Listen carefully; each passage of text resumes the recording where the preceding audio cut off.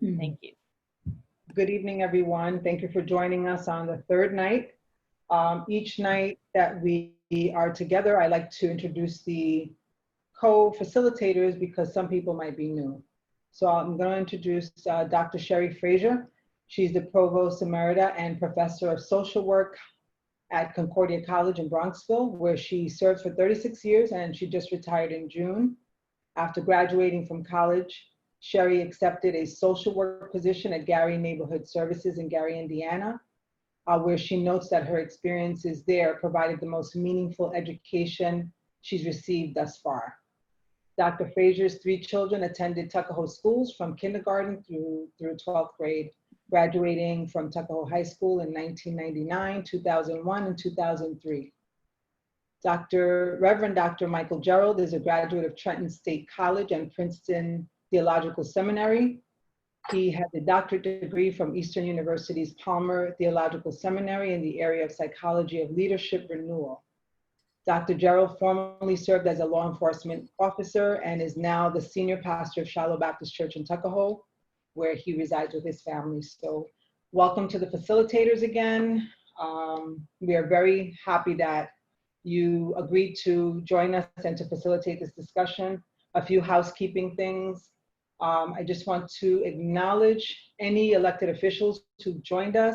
I believe I saw our trustee Gina Lee, Renee Howell. Trustee Renee Howell is also with us. And I believe I saw the chief. Chief, are you here? Chief John Costanzo is also joining us. Anybody else I'm missing? And Omayra, I forgot to say that we are recording the program. So the spotlight is on the speakers, but if you feel like closing your screen, you can, you don't have to, but I just wanted to let you know that. Good. So I also want to remind everyone to please mute your phone unless you're up to speak, if you're called to speak. The last book reading that we're going to be having is next week on the 3rd between 7 and 8:30. Today we're going to be going over an overview of chapters 7, 8, and 9. You may ask questions by raising your hand, and you'll be asked to unmute when it's time for you to speak if you want to ask the question yourself. You may also ask a question in the chat bar by typing it in, and if you don't want to ask the question, I'll ask the question for you. Please, I ask that you keep comments short, between 2 to 3 minutes, just so that everyone has an opportunity to share if they'd like. Okay, so Doctors Sherry Frazier and Gerald, it's on you. Good evening, everyone. Good evening. Can you hear me okay? We hear you fine. Good.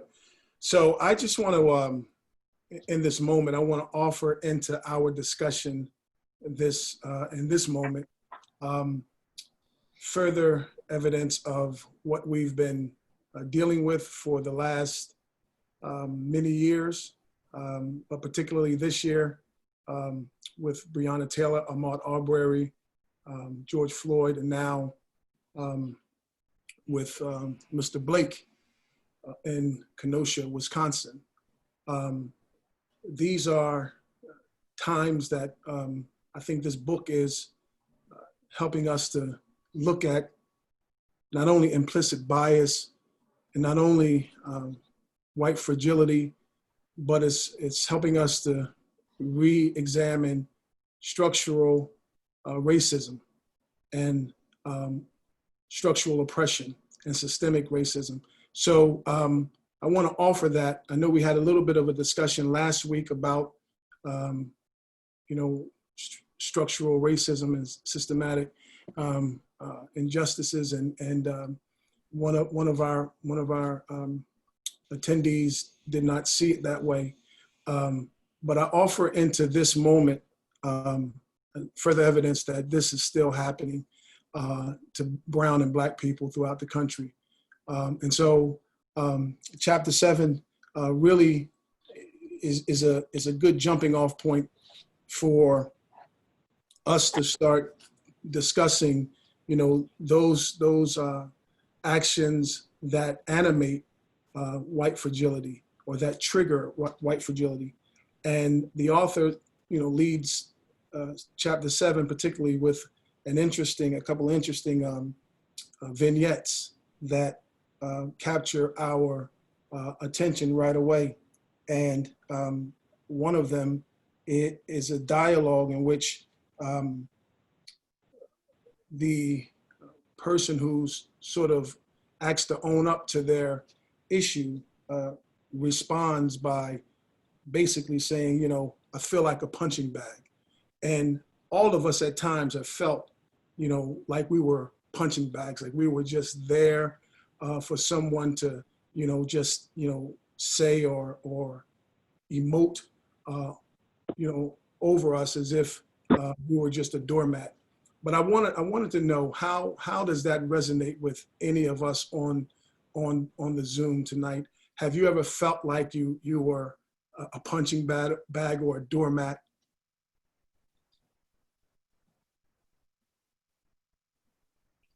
Not everybody speak at once. You may raise your hand or type in the chat box if you don't know how to raise your hand to say that you'd like to speak. Or maybe Dr. Frazier can offer some insight. If we don't have anyone else. Perhaps I could, piggyback on, oh, I'm sorry, somebody raised their hand. Let's wait. They did? Yes. Just had to unmute, sorry. Okay.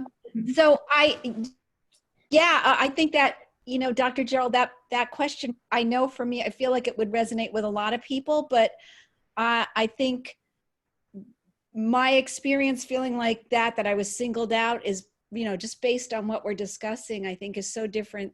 I'm a white woman, so I think it's a very different feeling, but maybe, other people have comments to make about that. But I think just being singled out is, or picked on or used as a punching bag is a difficult experience in general. So I just kind of wanted to give that perspective that I think, I could answer your question, but I think it's incredibly different than what we're seeing, more coming to light because of telephone, videos and social media and being aware daily of what's going on. So, thank you again, both you and Dr. Frazier for this program and Tuckahoe Library. You're welcome. And so the other short little vignette that she captures is, in another workplace where there's a meeting happening, and in the meeting, ideas are being presented, and the lone person of color in the room asks a question, and after the meeting, the supervisor calls the African-American person, or presumably African-American person, person of color, into their office to let them know that whatever she asked made the others feel like they were being attacked. And these are just two of the snippets that the writer uses to open up this this chapter of racial triggers for white people.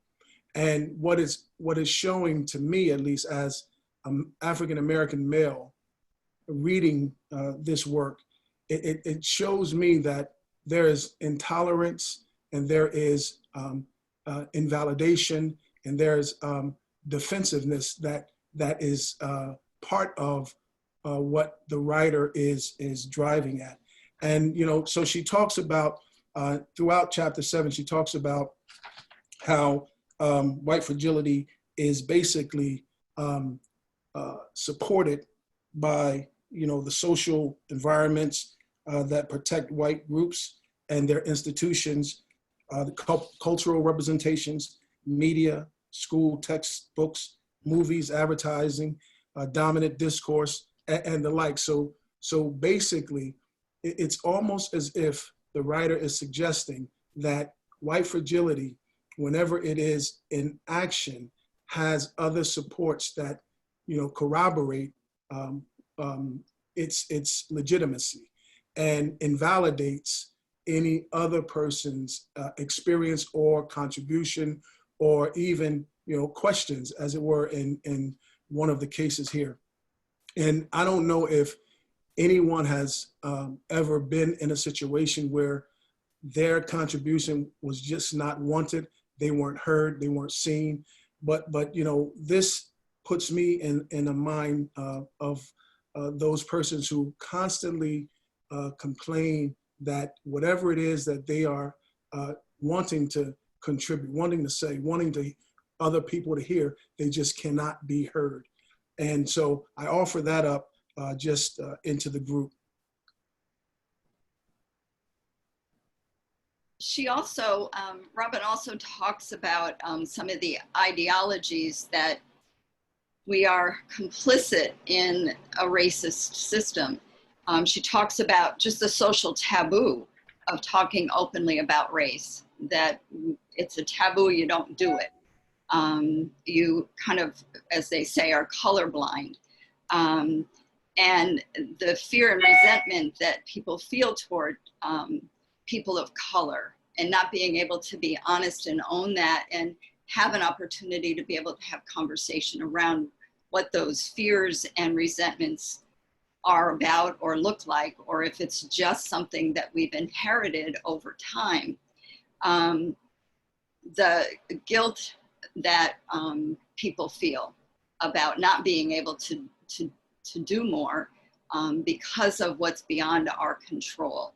And perhaps, this probably the most critical is an internalized sense of superiority that is not necessarily conscious, but it's how we're raised, particularly people in white, middle class, and upper middle class families and communities, is that there is an internalized sense of superiority that we carry with us.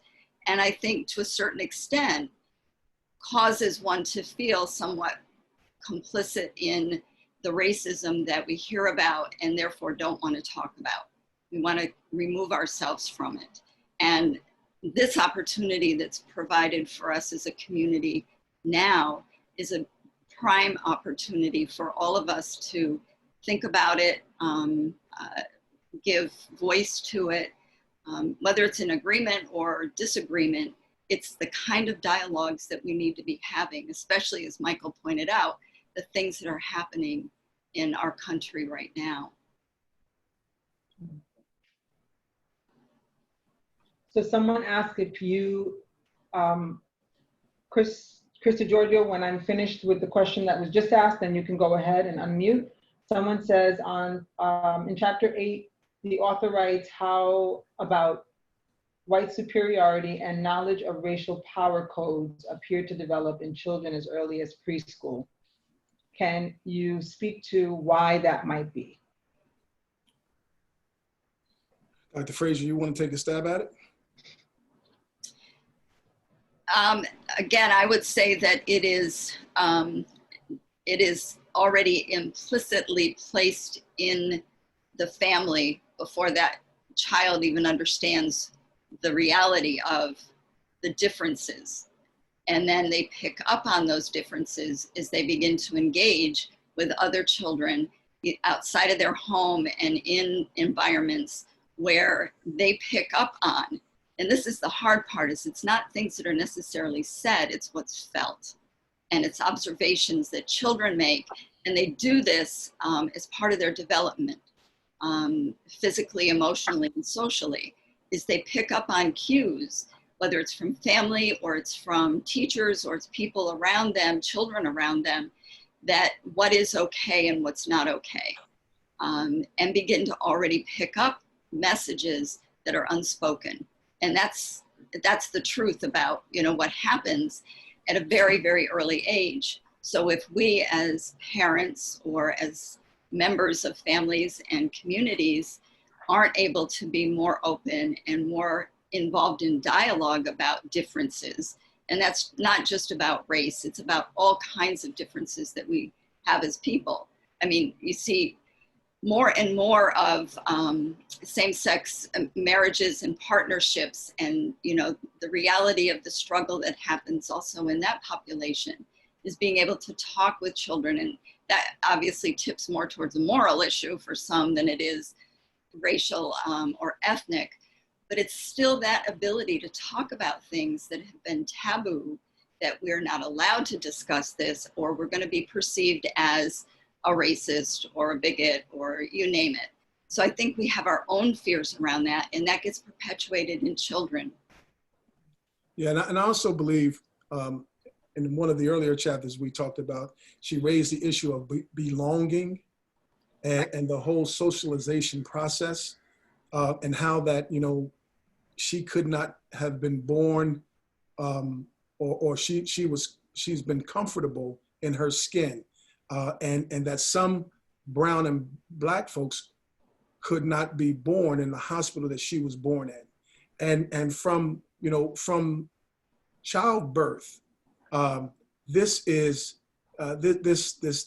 tendency is enforced and reinforced. And so by the time a child, reaches the age of, 5, 6, or 7, they are fully aware that they have some privilege, and there's something different about them than as opposed to a brown or a black boy. And there, and she talked about it. She said, the images that she sees. She says when she walks by a paper stand, she can connect and she feels like she belongs, because the images are, they reinforce, that notion of comfort and that notion of belonging. And so if every magazine, if has the sexiest, most beautiful people are, they look like me, then my self-esteem, my self-worth is being validated. Although I don't necessarily look exactly like Michael Jordan, or I don't, I'm not as slim as Michael Jordan. I can't jump as high, but whenever I see images that reify, who I am, then I am validated. I am supported. And I'll tell you a case in point. When I was pastoring in Georgia, we had our third and final child, and that was in 2009. So from the time she could talk, whenever President Obama would come on the television, at 2 years old, she would say, "Obama." She would get so excited and she'd say, "Obama, Obama."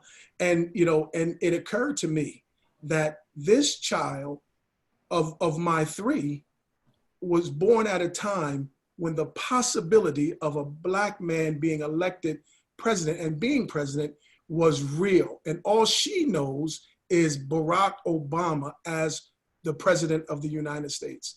And talk about shaping someone's worldview, and talk about taking off the limits. Hillary Clinton talks about the glass ceiling that has 18 million cracks in it. Well, for children my daughter's age who identified and celebrated this first African-American man as the president, there are no limits. There are no limits. And so, and so in that chapter that she talks about, the socialization process of whites and how this basically is learned.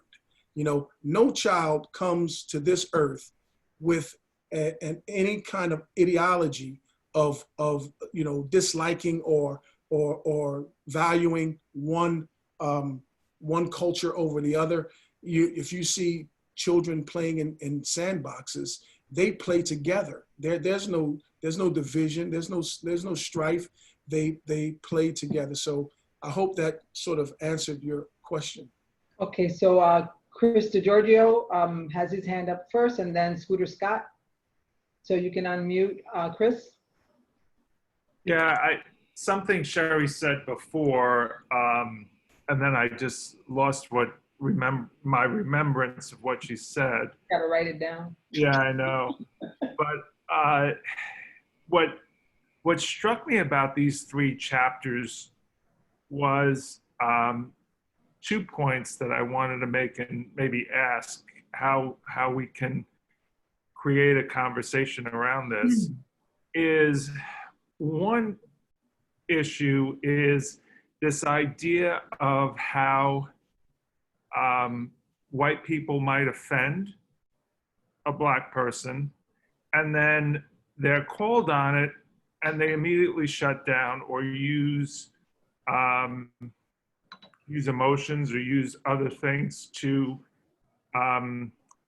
maybe create a tangent from the issue, which I thought was pretty interesting. And the second thing is, you know, as a white person, I will just say, oftentimes I feel scared of saying something, not because I don't want to be seen as a racist, but at the same token, I don't want to be seen as insensitive either as a human being. I don't want to feel like I injured anybody, Black, white, green, whatever.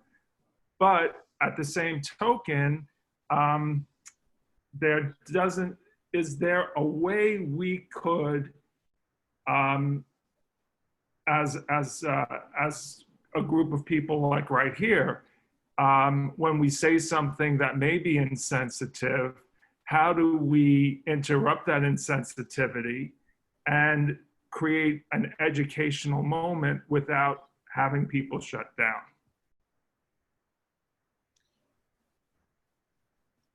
So I think, you know, to answer that question, and Dr. Fraser, you feel free to jump in.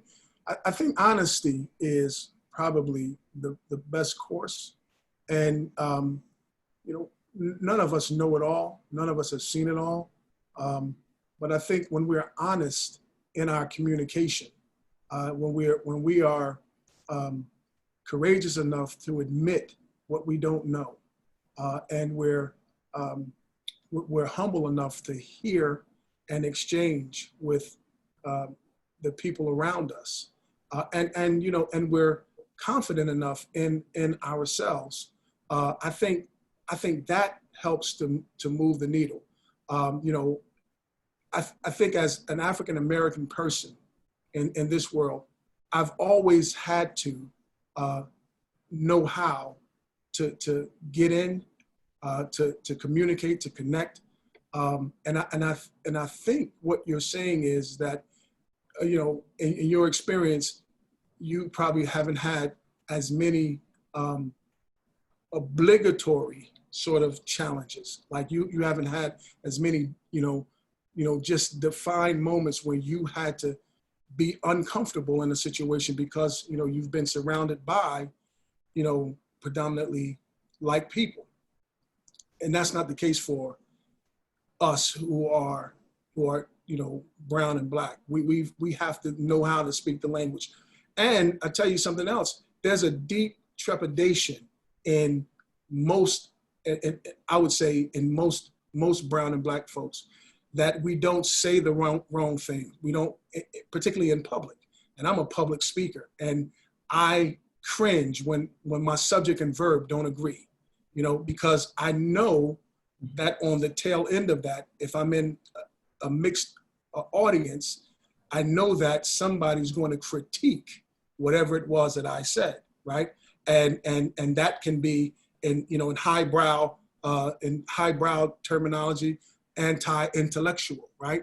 And so we never want to be labeled that. And so the reality is that we've had to grow up understanding we have to communicate in a world that's dissimilar to the world that we know and we feel most comfortable in.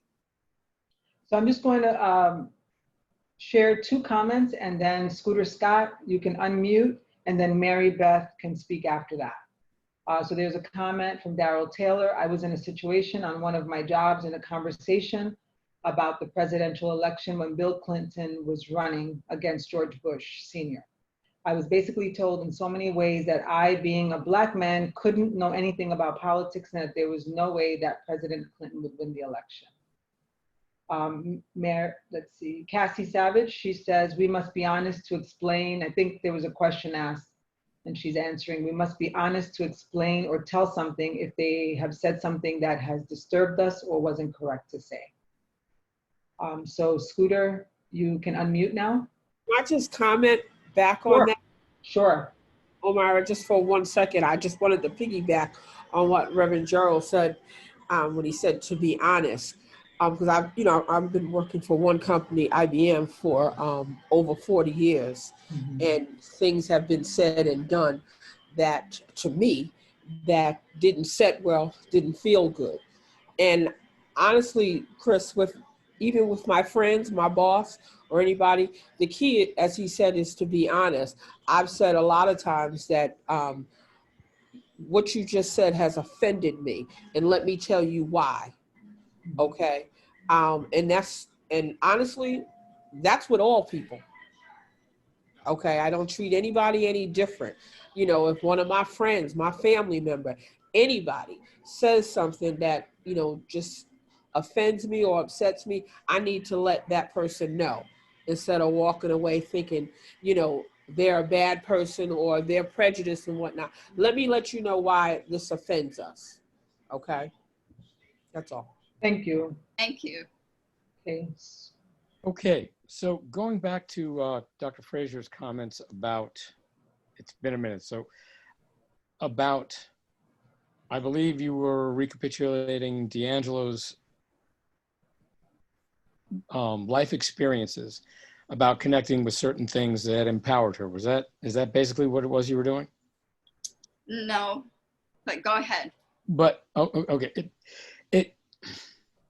whatever or whoever it was, I don't find that consistent with my life story. I have never felt, and I was born in Newark, New Jersey. I remember when we had the riots in Newark. I mean, I'm going to be 60 years old. I've been on this earth for a while. And let's see, my life experience,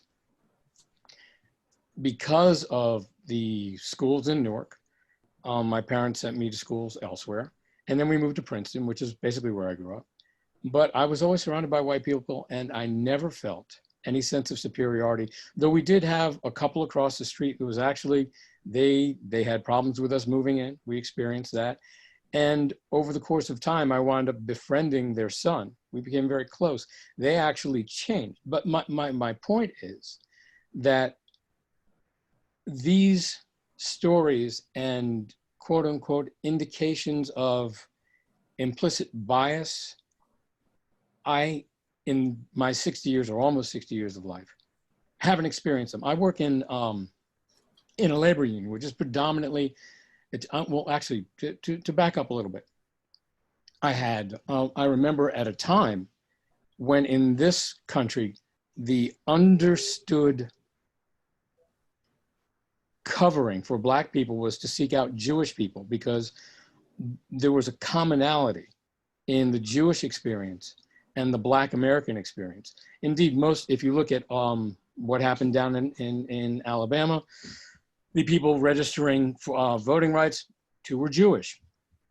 And so again, I don't see implicit bias there. I see actually, or superiority, I see people seeing humanity and living that out.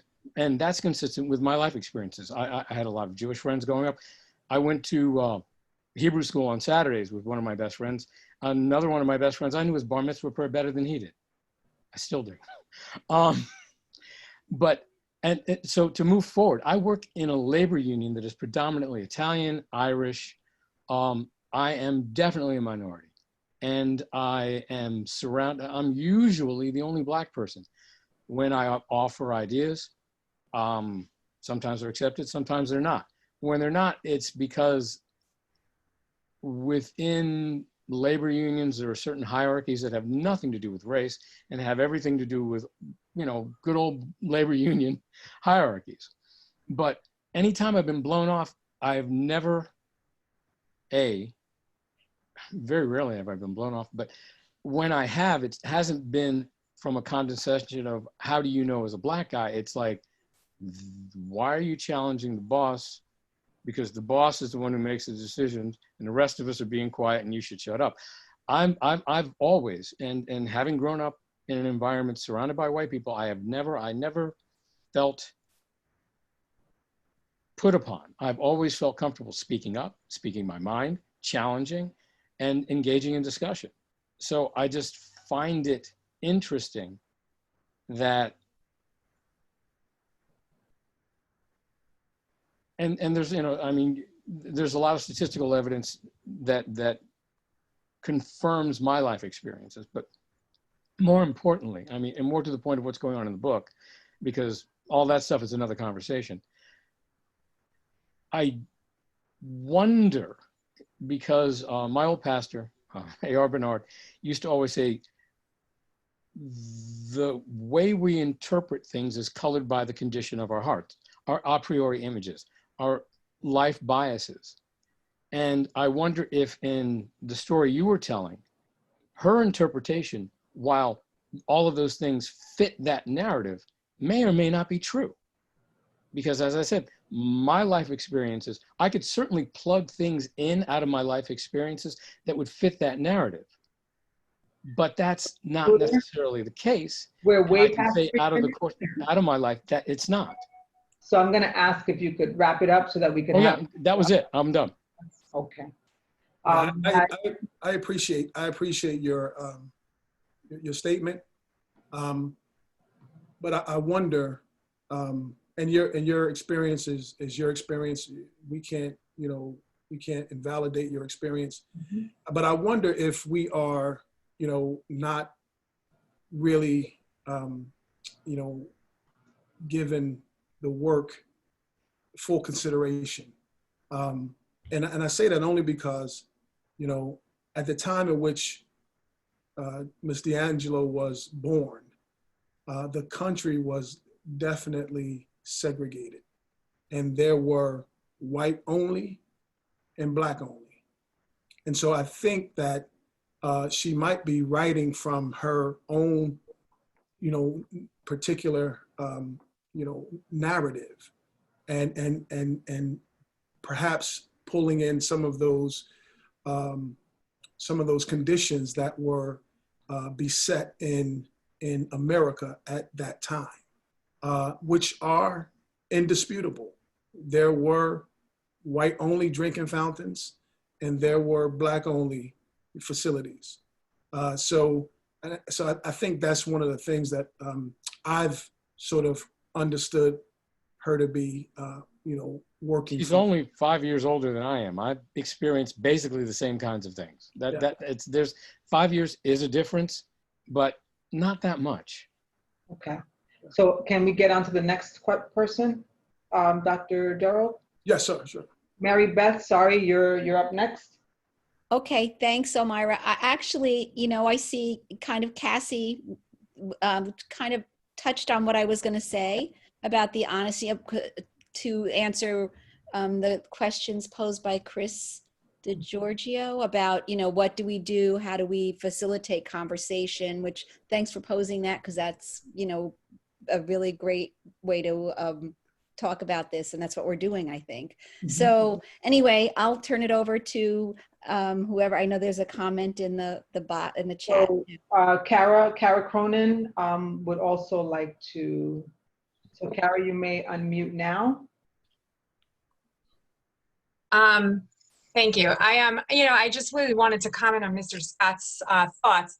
I am definitely not someone to challenge his lived experiences. And if his lived experience is one of equity and equality, then I think that that's fantastic, and how blessed he is to have that.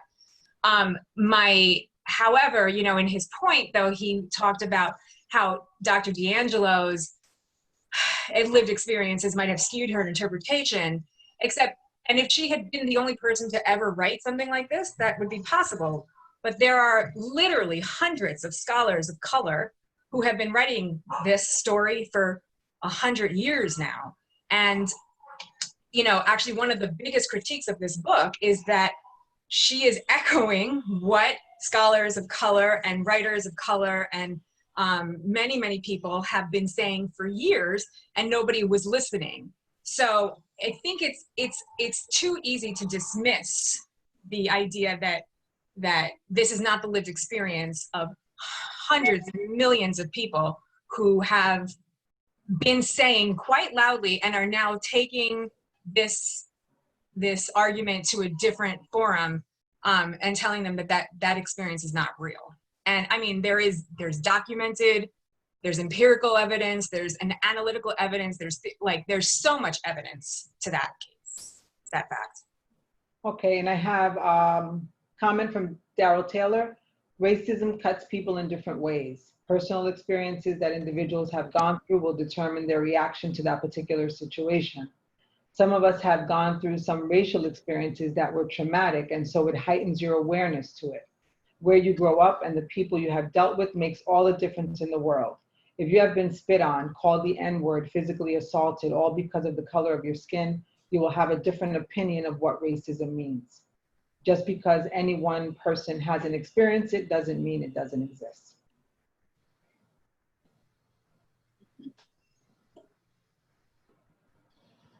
That's Daryl's comment. Yeah, it's not a monolith for me. How we experience, the external world. It's not going to be the same in anyone's life. So that's so true. And Brother Scott, I often say I was a New Jersey State Trooper, and I have friends who were troopers who had awful experiences with racism. I didn't have those experiences, but I can't negate theirs. All right, so all right, if they call and say, can you all mute your phones, please? We could just say we're busy. And so, I get that, and not to say that I haven't experienced racism, but it's if you look at it as far as proportion, just as you're saying, and being from New Jersey, I remember when the whole profiling thing went down with the state troopers, and I remember you're mentioning something about it, part of the training being sketchy. So that's not to say those things don't occur, that they don't exist, and that and I've certainly experienced racism, but I think it I find it dangerous whenever or potentially dangerous, I don't want to overstate it, that when we find something that ties into our emotions, we often, not always, are inclined to dismiss that which mitigates or at least puts context on those things that bring us pain and tie into the emotional woundings of our stories. And that's human nature. And, I know one of the things over the course of my life that, I was brought up, you're a pastor now. I did not grow up in the church. I grew up outside of it, though my great-grandfather was a fire and brimstone preacher in South Carolina. I didn't know about that growing up. But anyway, I came to faith later in life, and it was only after that relationship came into my life that the power of woundings in my life diminished because of the context that I received through my relationship with Christ. But again, that's a bit off of the subject. Yeah, I'll connect you two after this to have that. Yeah, no, I'm just saying, the point being, when we find things that tie into our emotional woundings, we often, personally and culturally, will grab at the thing that gives us the most relief, whether or not that is the best thing for us at the time. That's what I'm saying. Okay. So I'm just keeping track of time for Drs. Fraser and Gerald. We're about at the point where we should begin, if you haven't already started conversation on chapter 8, and then move on to 9 so that we could be on time. Okay. So there is, in the opening of chapter 9, there is the story about Karen and how Karen overtalks her coworker Joan, and and Joan doesn't like it. And I'm traveling, and I had a nice vignette that I wanted to show about the Karens of the world. I mean, I'm sure all of us have heard about the Karens and how they routinely call the cops on brown and black folks. And so there's this meme out there, and I wanted to show us just to have a little levity in this situation. But what struck me about this story is the dismissal, I'm over it attitude, forget it, I'm not saying anything. The shutdown, I think Chris DiGiorgio talked about how it is that, some people arrive at that point because they feel perhaps emotional overload, or that there's just too much complaining, or there's too much attention being paid to, Black issues. I heard on talk radio just today, driving down, that there is, people are, in certain camps are tired of the media giving attention to Black men being shot. And I thought, wow, how insensitive it is. And now, the fact that, the Professional Basketball League opted not to play games yesterday, and how now the President of the United States and his whole camp are berating the NBA. It's that tone of dismissal, and in some ways, in this context of the book, the dismissal is of conversations, but in this current time, the dismissal is of Black bodies that are piling up at the hands of, police officers who are charged to protect and serve. I know we live in a community that this doesn't happen, but, it does happen, and we all know it happens.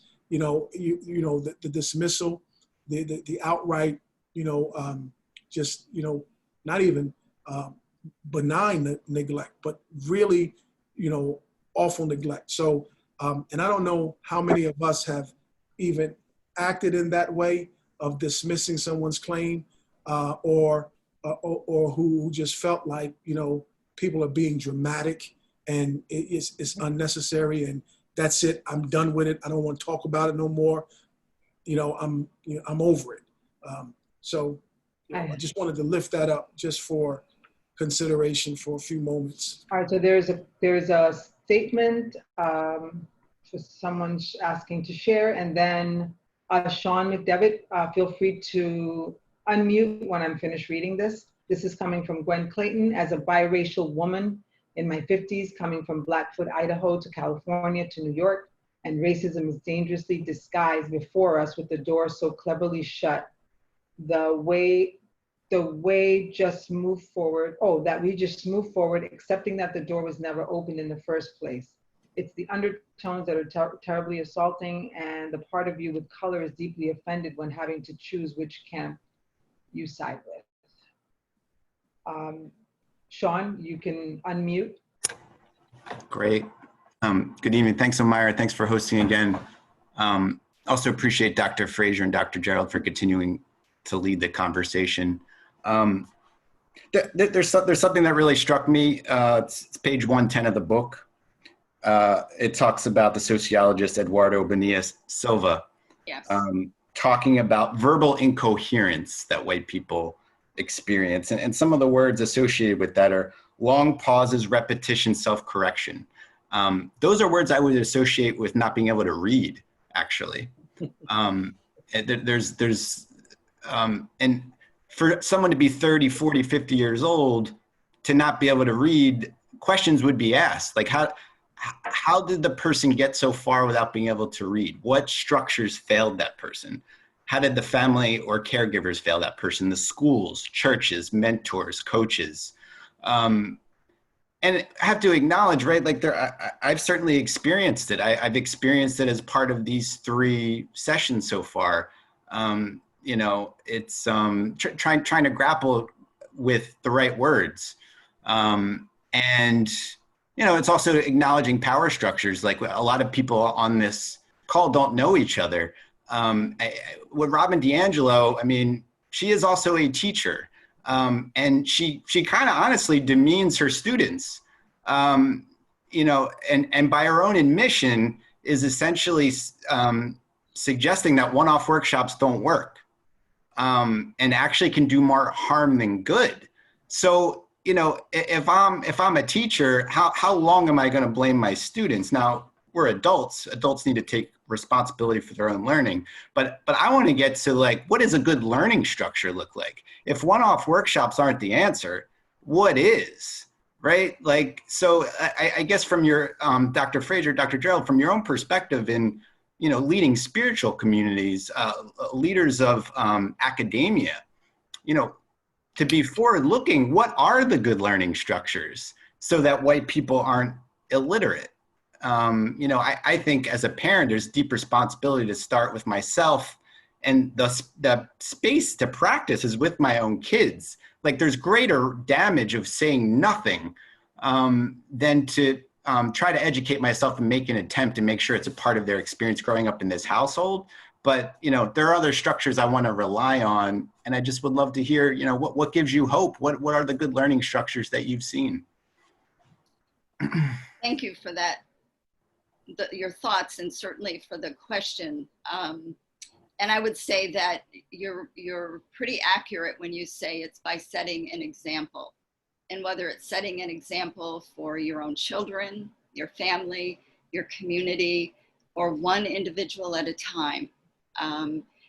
Before we started, I shared that there was an experience I had this morning that provided me not only the opportunity, but the capacity to take a step that I probably wouldn't have taken 2 days ago, maybe. I was driving down Main Street in Tuckahoe, and I turned before I got to the light at the intersection by the post office, and I'm watching ahead to see what's coming up through the light, and I start to turn, and there's a pedestrian crossing the street, and he's got his phone up and he's walking his dog. And I felt horrible because I missed it out of my peripheral vision because I was watching forward. So I turned up the street and I said, before I go where I'm intending to go, I'm going to go backtrack and go down and park my car. And I'm guessing that he'll probably come into the intersection and he's either heading to the train or whatever, maybe Starbucks. So when I saw him and he was walking, I walked over to him. I didn't want him to get, you know, intimidated by somebody just coming up to him. But I said, I need to apologize. I said, I did not see you. And I'm sorry that, I created a situation that made you uncomfortable or nervous or angry. Because as I was looking in my rearview mirror, he was giving me the finger. So I said, I could have walked away from it, driven away from it, and never, spoken to him. But I said, for me, this is a moment not only to do what I believe is the right thing to do, but also for this person to have this experience to reflect on. And he was very generous and very kind and said, it's my fault. I was looking at my phone. I wasn't paying attention. No harm done. And I said, I know, but I said, I also need you to know that I apologize that I wasn't more careful and judicious when I made that turn. So, it was a good experience for both of us. And it was a good learning opportunity for both of us to be able to be confronted with our behaviors, if you will, and to take ownership of that. And then he proceeds to tell me he's taking his dog to a dog show in Brooklyn, and he's got to get on the train, and he was hurrying. And I just felt like that's the kind of thing that all of us need to do more of. It's not only take responsibility for our behaviors, sometimes mistakes, but sometimes just, an apparent, oops, I shouldn't have done that, to be able to help other people see what we model for them. And I believe that as a professor for as long as I've been, it's one of the things I've heard back more than anything from previous students when they come back and they say, I learned so much from just watching you and, you know, watching how you treat other people. And again, that's just who I am, but it's also who I know that we need to be with each other. And I have to finish by saying, I think we don't do that because of our own fears. Whether it's fear of the unknown, it's fear of somebody's anger, it's fear that they're gonna, you know, take it the wrong way or think something that we don't have control over. And those are the things that are important for us to let go of. It's not about somebody liking you. It's not about somebody, patting you on the back and saying, gee, thanks, that was great. It's really about doing the right thing and allowing people to see one another as people that have compassion, care, concern, and the ability to say, gee, I'm sorry, I messed up. And I know that, you know, there are bits and pieces where Diangelo does talk about that, but it kind of gets overshadowed by some of the other, you know, more textbook kind of information that she's passing on to us. So that was a long answer to the question, but that's my answer. Nancy, do you want to?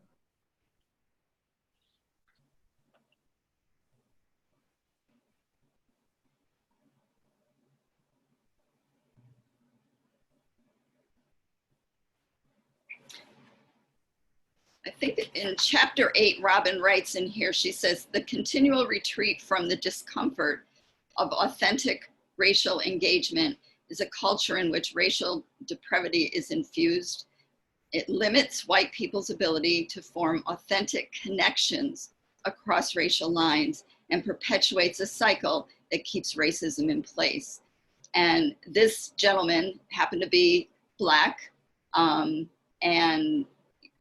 you know, that probably compelled me even more to want to take the step of not only acknowledging what happened, but, you know, apologizing for my behavior, let alone his, which he also apologized for. So I'm sorry, was there a question, Omayra?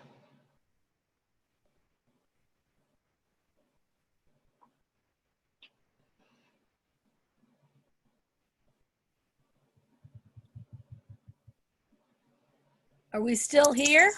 Hello? Yes? Okay. I lost Elaine. I just wanted to make sure. It's really hard. Hello, can you hear me? Yes, I can. Okay, can everyone else or okay, well, I wanted to ask about recently Doc Rivers with regard, and it was kind of on what Dr. Gerald was speaking about in a way, and he asked, you know, Black people, in so many words, Black people love America, but America doesn't love Black people.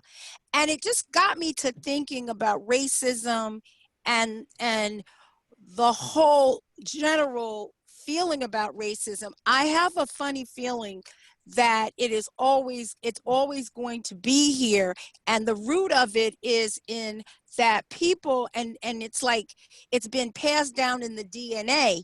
It started in 1619 when the first enslaved Africans were here, and it's basically, you don't love chattel. You know, Black people were just workers. And you know, the Constitution did all kinds of stuff, but three-fifths of a human, I think that is still ingrained, and that's why they really don't care about killing Black people, basically. And when you look at why police were even started, they were originally from the slave patrols. But what I'm just trying to say, the systematic part of racism is just going to have to be probably totally dismantled, which would mean the dismantling of a lot of what we as Americans have come to enjoy. And I just don't think that is going to make anybody comfortable. More or less the powerful. And we have to be comfortable with the uncomfortable.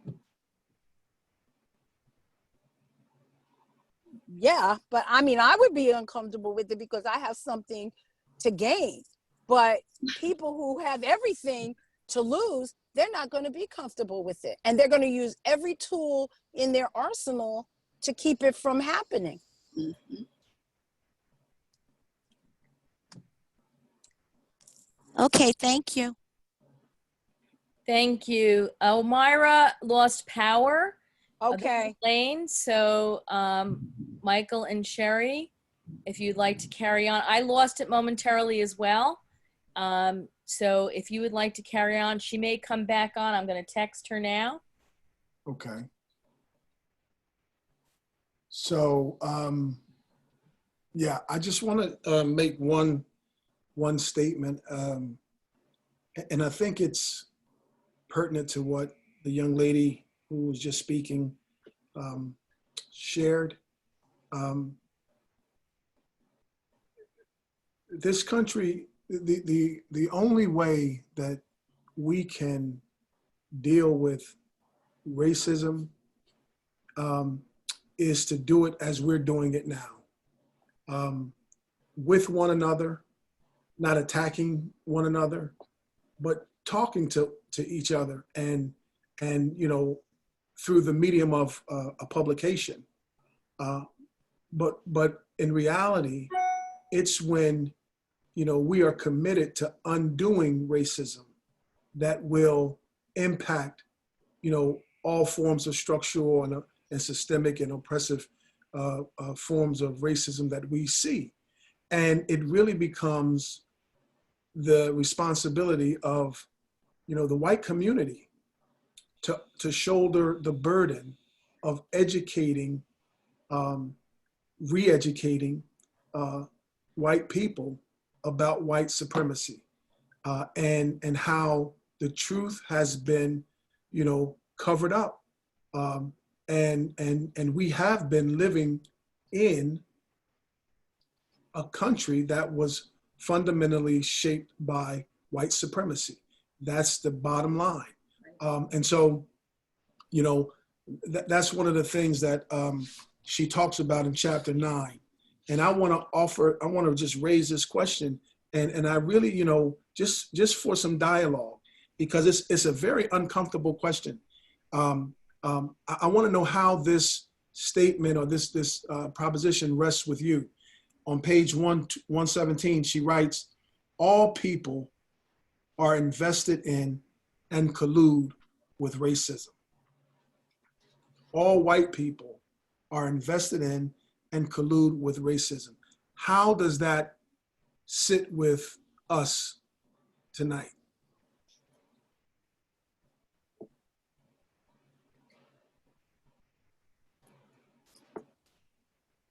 Well, Michael, I would have to disagree. I never believe that when we say all, that is a fair statement, because we don't know that. I think human beings, white, black, yellow, you name it, human beings are not perfect, but that doesn't mean that you can put us all in the same pot and say you're all the same, because we're not. And as we know, all of us have been created uniquely in, you know, the image of God, and whatever that is, we'll find out one day, but we don't know. So I'm not too comfortable with her statement, and that, but I am comfortable with our responsibility, that we all have a responsibility to expose this reality and to be able to talk about it without taking sides or making it become an either or reality for people when they do talk about it. It's either I'm a racist or I'm not. We're too complex human beings.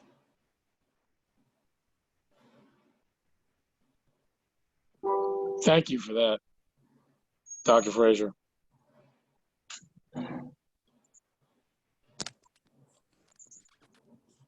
Anybody seeing me or hearing me? Yes, I did. Thank you. Yes. That's one of my biggest contentions with this book, is that it takes a broad brush and says these things are systemic. These things are in all of us. And I disagree. I side with you that there's personal agency, and that is the greater. I mean, we overcome racism through personal agency, not through some systemic change. And when racism is enacted, it may be through a system, but it's by a person or persons using personal agency. And when we take it off of the shoulders of the individual and place it on systems, we actually we let people who shouldn't be let off the hook. You know, if you have implicit bias, but it's not your fault, that's wrong. It is your fault. You have a responsibility to police your own thoughts and your actions. Well, and we have responsibility to those around us, especially if we are someone who is in a position that is, seen in a respected role, or as an educated individual, and, we're spewing things that are inappropriate, perhaps racist, perhaps homophobic. Where does that come from? Is that part of who that individual is? It gets very muddy very quickly. So some of it may be based in experience, some of it may be based in, what we were raised to believe, but there's so many other facets to it that it's hard, and actually probably not appropriate to try and generalize, but to say we have a lot of work to do as human beings. And it should start with ourselves, and then, continue to those that are close to us, and then spread out into the community, and doing the things that we're doing with this specific experience provides the beginning of an opportunity for our communities to continue conversations and to continue asking questions. We don't have all the answers. We never will.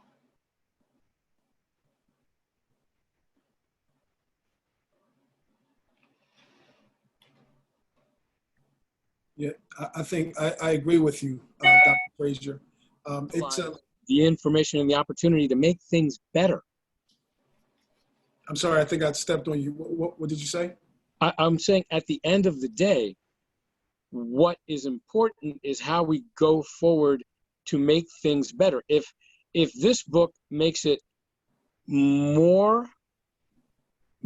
easier to have these kinds of conversations, then it's I think doing a good job. But my sense of it is that it doesn't, because it does a broad brush, almost condemnation of white people, saying you have implicit bias, and really the only way you can get out of it is to pay me to train you out of it on a regular basis. Because, let us not forget, the author does make a living training people in that which she has prescribed. She is diagnosed an illness and proffers herself as the most expert doctor in the curing of this. I don't know her particular motive, but I don't either. But I'm just saying there is that link there. There is, it's there. Okay, I am This back. is what she does. I apologize to everyone. My power went out, then the Mine too, Omayra. So go to phone. let's get back on track. I would like to make sure that we get through some of the concepts that we've discussed here. If there's disagreement, that's fine, but I just don't want this to become a volleying conversation with just, one or two of you. And I want the rest of the group to feel that they can contribute or gain something.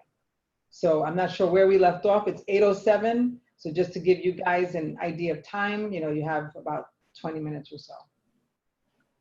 We're in chapter 9. We just was talking about an issue where the writer makes the statement that all white people are invested and collude with racism. And we were having discussion around that. Okay. So I think I'm back on track. So if you have a question, again, raise your hand. The chat has just totally been deleted. So let's just get back on track. You can raise your hand now if you had it up. I didn't see it. Or if you'd like to continue chatting in the chat bar, you may. But otherwise, I'll let Doctors Fraser and Gerald continue.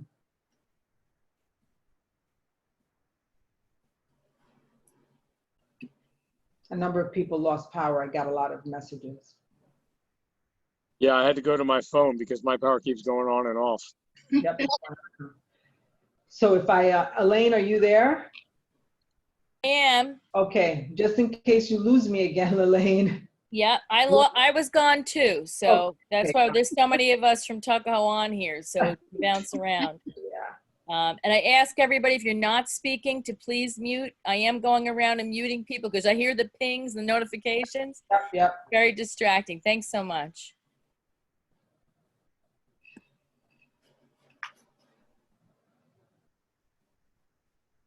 So someone asked a question. Can Doctors Fraser and Gerald speak to the fact that although, as Mr. Scott stated, that he has not experienced some of the, what are they saying here? Some of the experiences that others have, then they lost it. Oh, why is it that there are so many others who can speak to those experiences? Again, I believe it's, you know, this thing that we are talking about, these concepts and ideas that we're talking about aren't necessarily cookie cutter. They don't affect everyone the same. So everybody's experiences are going to be different. That's to be understood. So, you know, from person to person, you know, you may have had a different set of realities, but it does not just diminish the fact that racism is a real thing, and white privilege is a real thing. There are advantages that white people have, you know, by virtue of their tonation. There's no doubt about it. And there's, you know, I mean,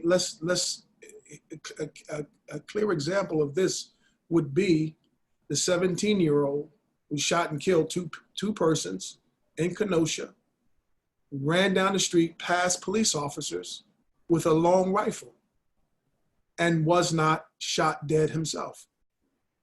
So, I mean, and the entire militia that went into the state house in Iowa pushed past, you know, security guards armed with weapons of war and took over the chamber.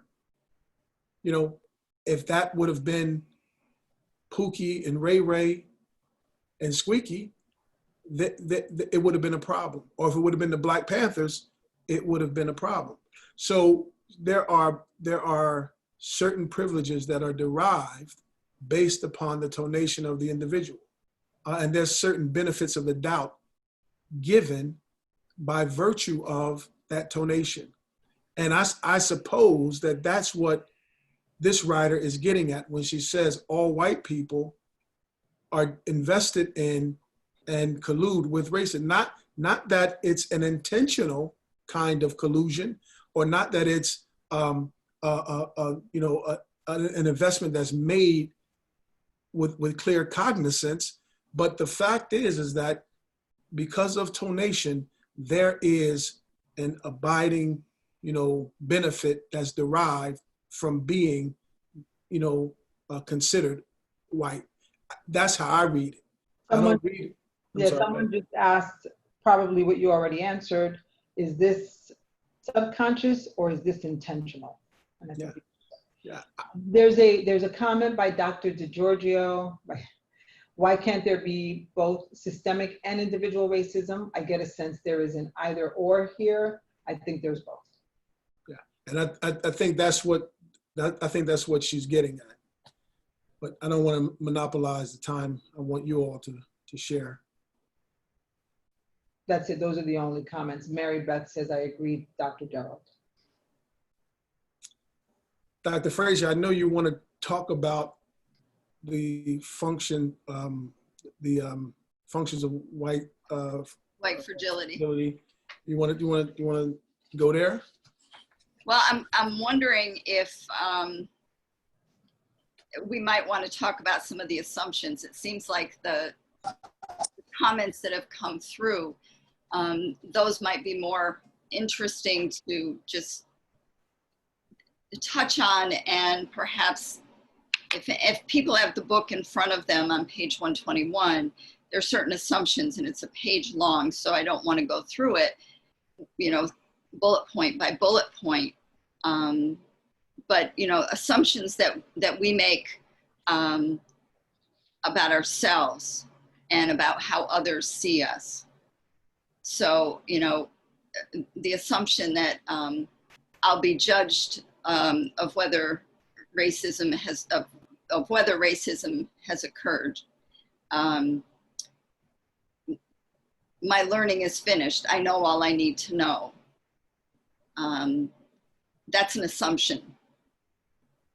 Do we agree? Do we disagree? Is that true? Is it not true? I mean, we could be here for another, you know, another several weeks just breaking down all of these. The first one is racism is simply personal prejudice. I'm interested to hear if that's, if that coupled with about the 8th or 9th one, if I'm a good person, I can't be racist. So racism is simply personal prejudice. And if I'm a good person, I can't be a racist. Those are two that jumped out at me as I was looking at some of these assumptions. And how we understand ourselves is really more important than, you know, some of the rhetoric that's in Robin DiAngelo's book. It's really about triggering those kind of questions for ourselves. Does this fit for me? Do I feel this way? Am I comfortable agreeing to this or disagreeing? And if so, why? Because that in and of itself is creating change. We are being called to question, we're being called to explore. And I commend everybody that's been participating in these weekly sessions, because it is about being open and perhaps being curious. I so agree with you. And, you know, one of the things that struck me as you were talking is about, you know, this idea of creating a community and understanding that in that phraseology, to create a space for community, you're explicitly suggesting that there's more than you in this place. And so I think that what strikes me about, you know, what we're doing here and what this book is doing, and please, I want everyone to hear me. I don't think it's not trying to convince you that you practice, you use white fragility, or that you're guilty of racism. I think what is at least what it's done for me was it's allowing me to look inwardly, as Dr. Frazier is suggesting, and you know, look at these statements and ask of myself: have I said this? Have I done this? Have I been a party to someone else's the actual just dismissal of someone else? And the statement that really stuck out to me from this was, if I can't see it, it isn't legitimate. And have I invalidated? And I know that, you know, and this is just an aside. This is one of my many digressions that I will make. I had a problem with, I was accused of being homophobic at a time in my life. And I really had to come to grips with the fact that, I tend to talk in a very male-centric and I think it creates invisibility for people who are who perhaps aren't very masculine or who aren't a part of the heterosexual community, and I've had to do work to get beyond that. And I think what this writer is doing is saying to us, suggesting to us that we have to do some work to get beyond where we are, because we are somewhere. If the first statement is true, racism is simply personal prejudice. That means that, it's just a matter of likes and dislikes. It's nothing deeper than that. But she's asking us to go deeper and I think to search the inner sanctum of who we are, to figure out, where we are and what we are dealing with. Right. There are Krista Giorgio's comments: to create a beloved community. MLK asks us to combat three evils: racism, poverty, and war. Mm. Daryl Taylor says, it seems that when there is any type of racist terminology against a Jewish person, the media and their entire community is up in arms. It's anti-Semitism, and it doesn't matter whether you are Jewish or not. White people in general are upset. But when there is racism against African Americans, the first reaction is denial.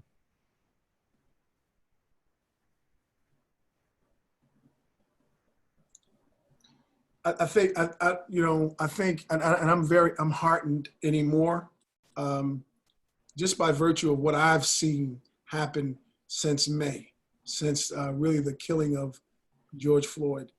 It's no longer the case. I don't believe in this country that, people are denying it, because, there are more white persons in the streets from Washington, Portland, down to Wisconsin, Georgia, New York.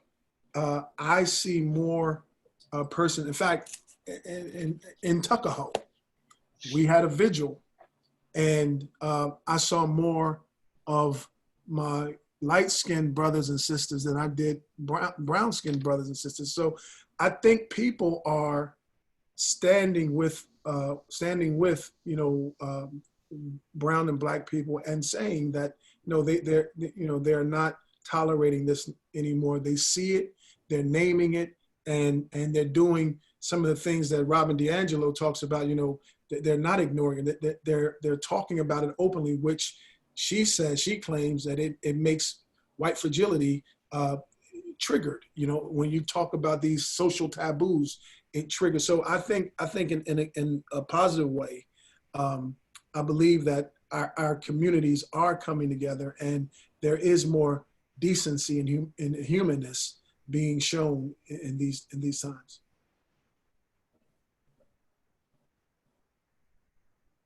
And that's become very apparent as I've also watched, across the country, the kind of protests, peaceful protests and uprising as a result of, the treatment of individuals, whether it's by the police or otherwise.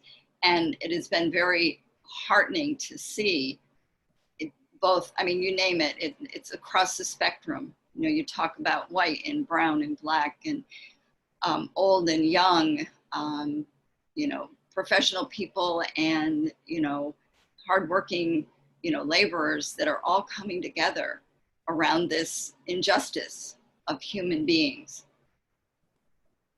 So, we are, I think, opening a door in our communities to be able to have more dialogue and continue to, question ourselves as well as have conversations with our neighbors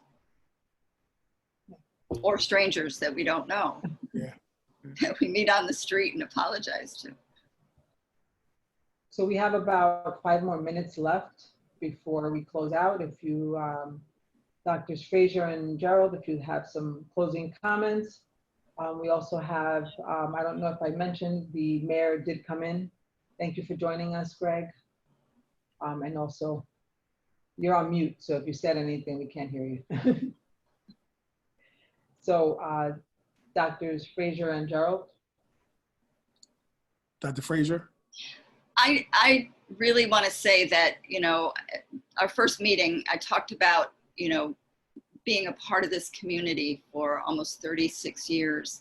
And Tuckahoe has been home for most of those years. And it's my children's home. And there is not another community that I can think of that would have learned as much as they learned and experienced as much as they did about community, about friendships, about diversity, and about compassion. And I think it's not a surprise to me that we're doing this as part of, the tri-community focus through Tuckahoe, because I always have felt that Tuckahoe is the leader in starting these kinds of conversations. So kudos to all of you who participated, and certainly to Omayra and the library for allowing us to do this. So, it's very tempting for a preacher to have any time to close out time with others, because I've been told I'm somewhat long-winded. That's why I started 5 minutes early.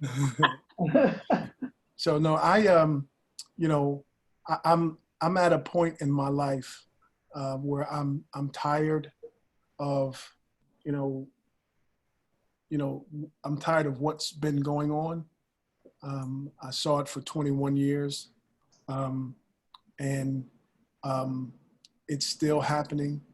And I'm just grateful that young people are challenging status quo and dominant society and even policies. And I'm really hopeful and I'm optimistic that we will turn the page on this ugly chapter that's been, just reoccurring. And I'm hopeful that, ours might be a model for other communities to be able to open up a door or an avenue to have real dialogue across racial lines, and begin to build communities that really, imbue the kind of respect and decency that we want to see.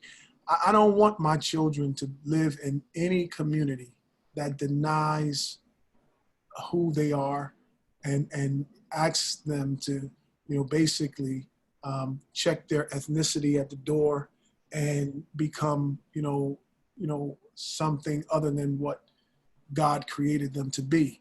And so I too, along with Dr. Frazier, I'm very, very happy to have been a part of these discussions. I don't know everything. I'd like to believe that, I'm well read, but I don't know everything. But I'm willing to be in conversation with you all to make sure that we have at least a fighting chance at a community that we can be proud of and that, really reflects our values and our ethos. And, thank you to the library and to Trustee Andino for your imagination. Bless you. So thank you both. I'd like to thank Drs. Frazier and Dr. Gerald. I also would like to thank Mayor Greg Luisi for joining us, Trustees Howell and Lee, who I think may have gotten kicked out, but also joined in, and our Chief, John Costanzo, as well. And I really especially want to thank the library. They are supportive of just so many different programs, and I just give them kudos at every board meeting because they just provide so much richness and culture to our community. So I appreciate them so much.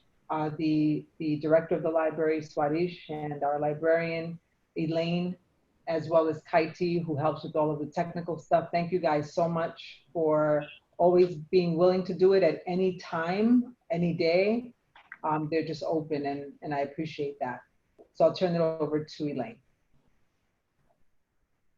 Thank you so much, Omayra. This again was such a wonderful opportunity for dialogue. And I personally think that the book, of course, it's a bestseller, and we're not always going to agree with about everything an author writes, but it does give us an opportunity to reflect on some of the things that she says are thought-provoking. So thank you again. And I wanted to let you know that I did send the video. It should be ready to be on YouTube. And we will send it out with the newsletter. The first one is up, part 1. Part 2 will be ready to go, and then we'll have this one ready to go too. So we'll be wrapping this up next Thursday, and I hope that you can join us again. Everybody, please have a safe evening. Stay safe from the weather.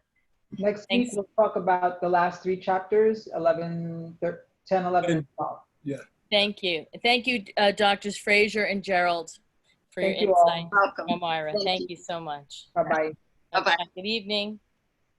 Hello, Omayra. Hi, how are you?